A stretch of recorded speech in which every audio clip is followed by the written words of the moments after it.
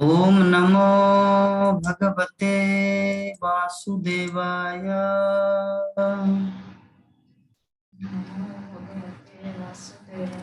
ओम नमो भगवते वासुदेवाय। ओम नमो भगवते वासुदेवाय। ओम नमो भगवते वासुदेवाय। ओम नमो भगवते वासुदेवाय। नारायणं नमस्कृत्य नारायण नमस्कृत्य नरं चैव नरोत्तमं नरं चैव नरं चैव नरोत्तमं नरोत्तमं देवीं सरस्वतीं व्यासं देवीं सरस्वतीं व्यासं ततो जयमुदीरये। ततो जयमुदीरये। नष्टप्रायेषु अभद्रेषु नष्टप्रायेषु भद्रेषु नित्यं भागवत सेवया नित्यं भागवत सेवया भगवती उत्तम श्लोके भगवती उत्तम श्लोके भक्ति भवति नैष्ठिकी। भक्ति भक्ति भवति। भवति नैष्ठिके। श्रीमद् भागवतम प्रथम स्कंद 11 अध्याय श्लोक संख्या 26 हम लोग चर्चा करेंगे। मेरे पीछे पीछे दोहराइए। ये सुर इस प्रकार है, थोड़ा डिफरेंट है। जो सुर हम लोग गाते हैं वो उससे अलग है। कच्चित पुराणो पुरुषोऽसुनभ्यपा कच्चित् पुराणो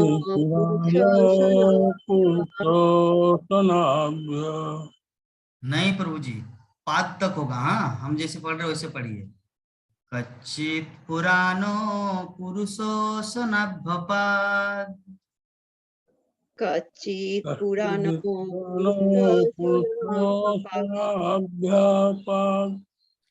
अनुवृत्त है किल अवतीर्णो अनुवृत्ति किलावतीर्णो आशातुर्वा कुशलं विधाय आशात कुशलं विधाय कृतक्षण कुशलं सूरगेहे। इतक्षणौ कुशलं शूर और एक बार पढ़ रहे हैं। कच्चित पुराणो पुरुषोऽसुनभ्यपाद कच्चित् पुराणो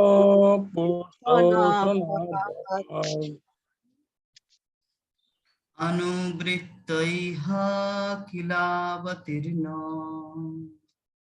अनुवृत्तः किलवतीर्णो आशातुर्वा कुशलं विधाय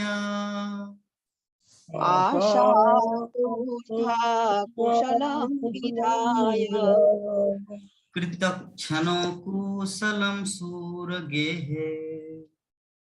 कृतक्षणौ कुशलं शूरगेः। हरे कृष्ण।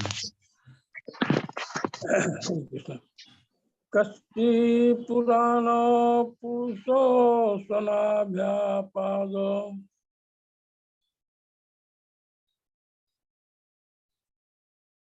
पुराणो शोषणो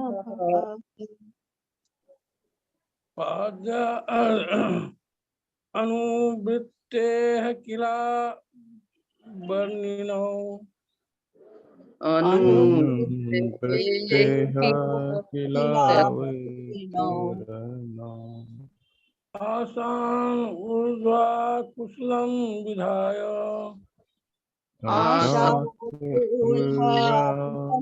विधाय कृतक्षणो कुशलं सूरगेः कृतक्षणो शूरगेः। कुशलं सूरगेः। हरे कृष्ण। कच्चित् पुराणो पुरुषो स्वनाभपात् कच्ची पुराणो अनुवृत्तेः किलावतीर्णः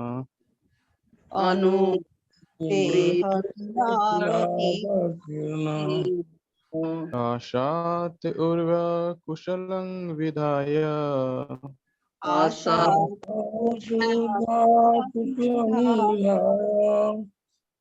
कृतोच्छनो कुशलं सुरगेः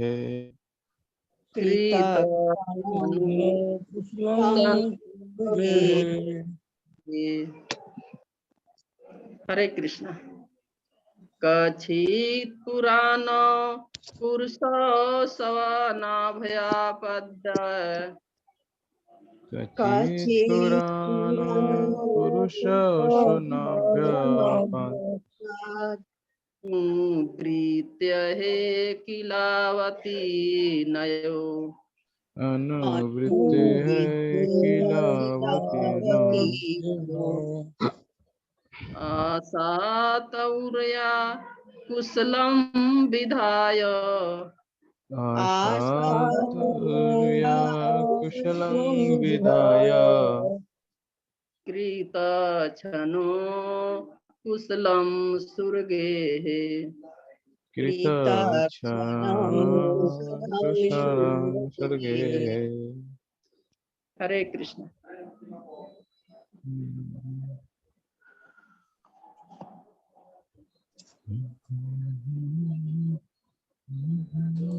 माता हरे कृष्ण। हाँ पढ़िए। काचित् पुराणो पुरुषो स्वनाभपात् कच्चित् पुराणो पुरुषो स्वनाभपात् अनुवृत्तेः किलावतीर्णो अनुवृत्तेः किलावतीर्णो।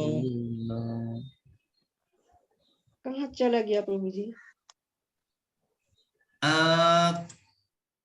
थोड़ा सा कहाँ चला गया? ये मिसअंडरस्टैंडिंग हो गया है प्रभु जी और माता जी।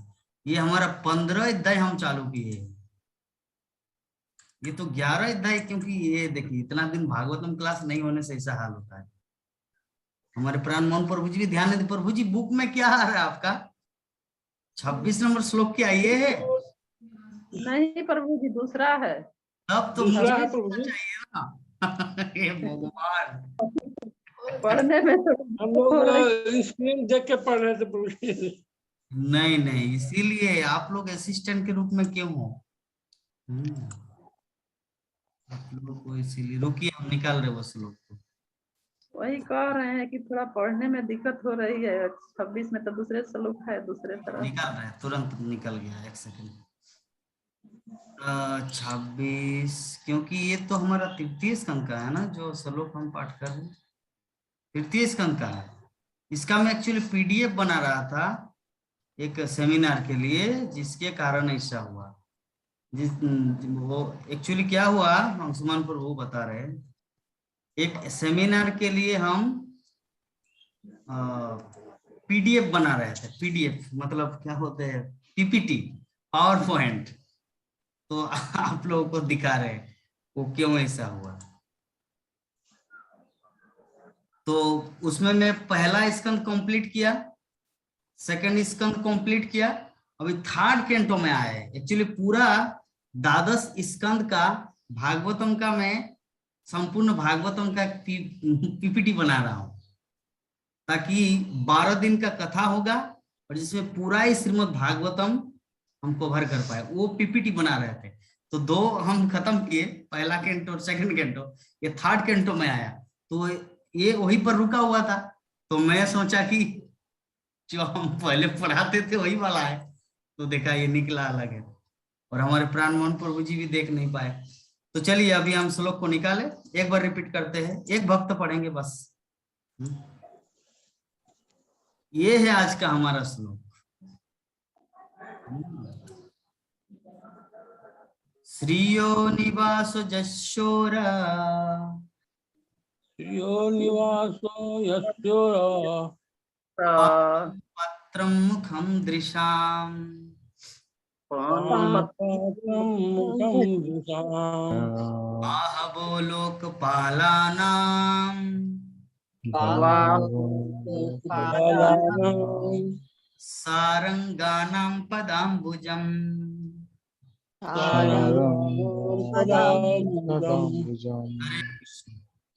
एक भक्त को एक पढ़िए बस। हरे कृष्णा।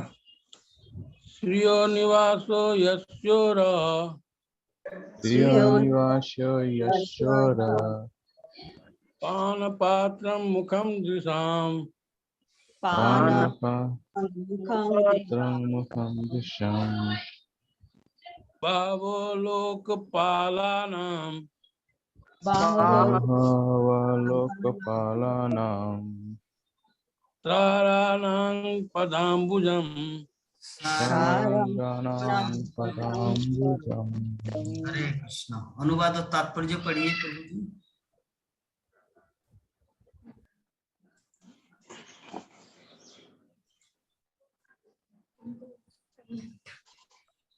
भगवान का वक्षस्थल लक्ष्मी देवी का निवास स्थान है।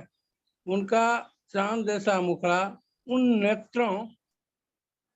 नेत्रों के लिए जलपात्र के समान है, जो सुंदर वस्तुओं के लिए सदैव ललायित रहते हैं।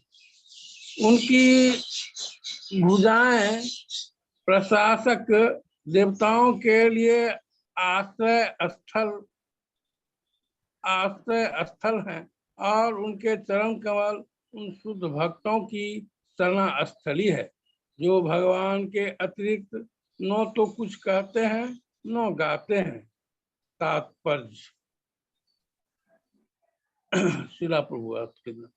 मनुष्यों की अनेक कोटियां हैं और वे सभी भिन्न भिन्न वस्तुओं में भिन्न भिन्न प्रकार का भोग खोजती रहती हैं। कुछ ऐसे व्यक्ति हैं जो लक्ष्मी देवी की कृपा के इच्छुक रहते हैं। उन्हें वैदिक साहित्य यह बताता है कि चिंतामणि धाम में भगवान हजारों हजार लक्ष्मियों के द्वारा पूरे भक्ति भाव सहित सेवित होते रहते हैं। यह धाम भगवान का दिव्य घर है, जहाँ सारे वृक्ष कल्पतरु हैं और प्रसाद पारसमणि के बने हुए हैं। यहाँ पर भगवान अपने स्वाभाविक पेशे के तौर पर सुरभि गायों को चराने में ऊपर बढ़ाई लगे रहते हैं। एक सेकंड। यदि हम भगवान के शारीरिक सौंदर्य से हों तो ये लक्ष्मियां स्वतः दिखाई पड़ती हैं।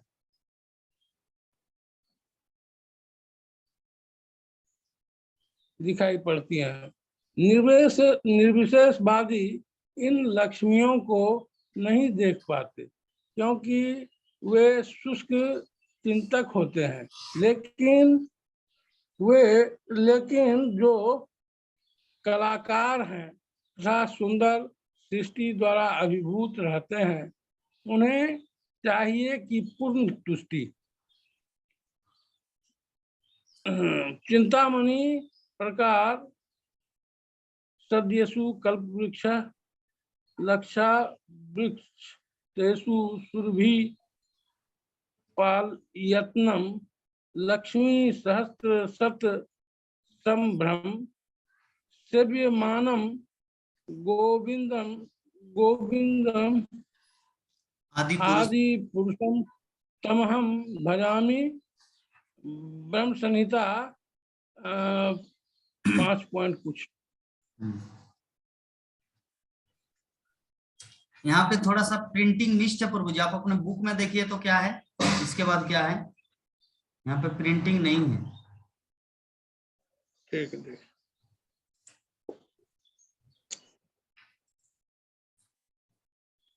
ब्रह्म संहिता 5.29 के नीचे देखिए।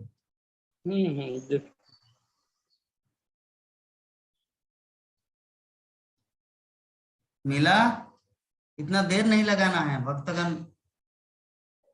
नंद हाँ किशोर। प्रभु। हाँ हाँ 5.29 नीचे। भुजाओं भुजाओं का संरक्षण प्राप्त करके सुरक्षित रह सकते हैं यहाँ से। हम्म परमेश्वर सभी वस्तुओं के सार हैं, अतएव वे सारम कहलाते हैं, और जो उनका गुणगान करते हैं वे सारंग या शुद्ध भक्त कहलाते हैं। शुद्ध भक्त तो श्री भगवान के चरण कमलों के लिए ललायित रहते हैं। कमल में एक प्रकार का मधु होता है जिसका दिव्य और स्वाद भक्तगण करते हैं। वे उन मधुमक्खियों के तुल्य हैं जो मधु के लिए सदा दौड़ती रहती हैं। गौड़ीय वैष्णव संप्रदाय के महान भक्त आचार्य श्री रूप गोस्वामी ने अपनी तुलना मधुमक्खी से करते हुए इस कमल मधु के विषय में एक गीत लिखा है। हे मेरे भगवान श्री कृष्ण, मैं आपकी प्रार्थना करता हूँ।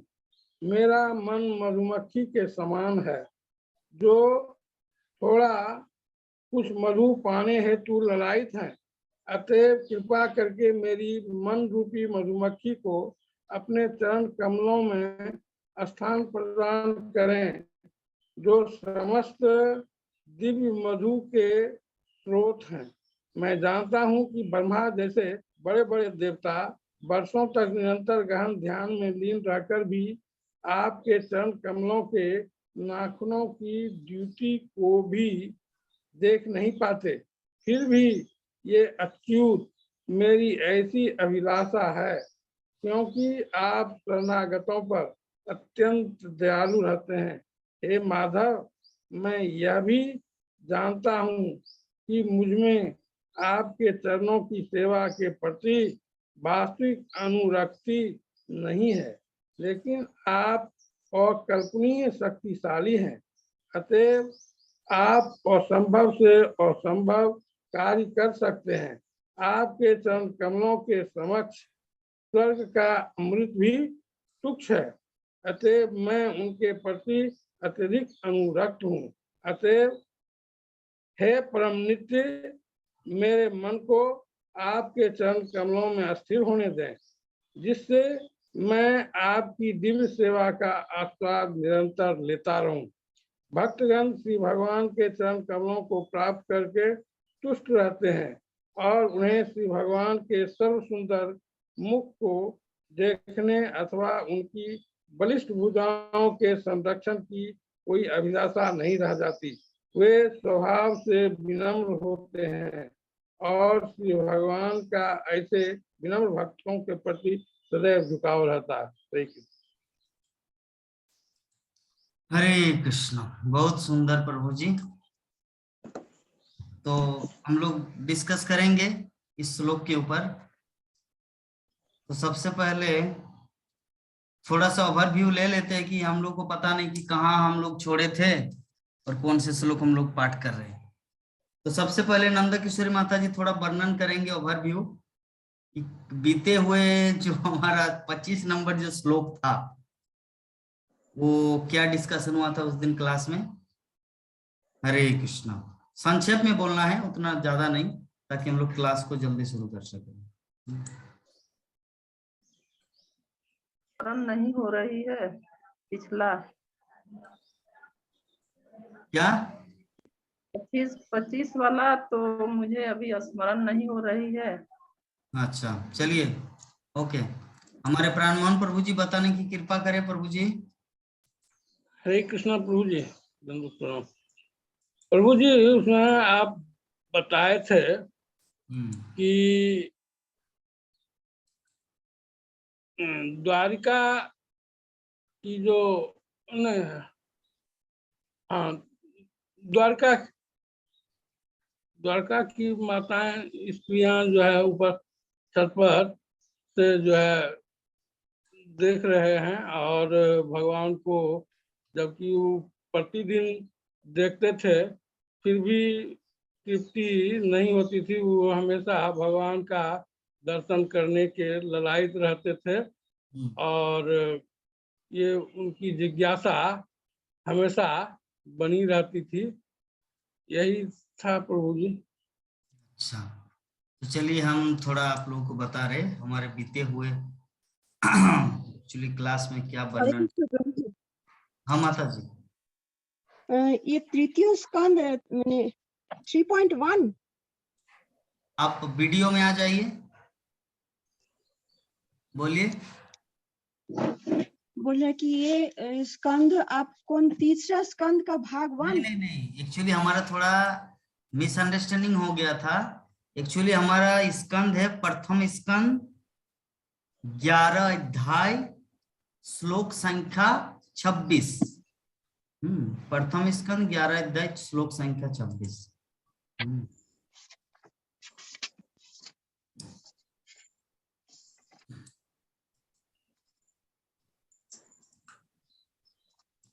ठीक है प्रभु जी।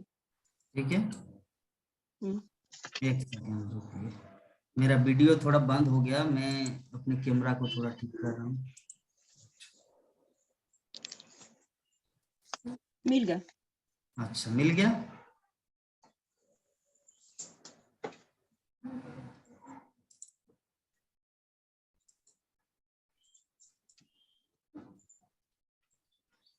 तो